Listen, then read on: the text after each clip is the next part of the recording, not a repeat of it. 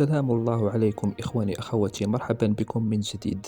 الضابطة القضائية استمعت من جديد للدرك المتقاعد طاهر سعدون، وذلك على خلفية شكاية قدمها المعني بالأمر الأسبوع الماضي بمل الحوت للنيابة العامة بالمحكمة الابتدائية بمراكش، يتهم فيها الطرف الآخر بمجموعة من التهم المرتبطة بالعالم الرقمي. وكان سعدون حينها مدعوما بأفراد خلية زيرو تفاهة، والتي يعد هو نفسه عضوا فاعلا فيها، وأن ملف سعدون وملحوت سيشهد خلال الأيام المقبلة تطورات وصفها بالحاسمة، رابطا الأمر بخطورة الاتهامات التي تواجه في الملف المذكور.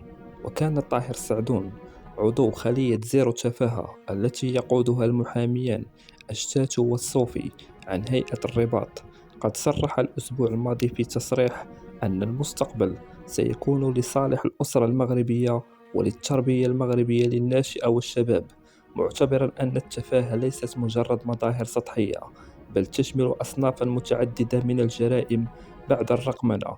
فبعد مشاهدة الشخص الذي يرقص أو يتكلم، يكون مستهدف الشبان والشابات داخل منازلهم، فيما هناك زبون آخر ينتظر كالذئب أو الطائر الكاسر. وأضاف أن الأمثلة كثيرة جدا في هذا الصدد.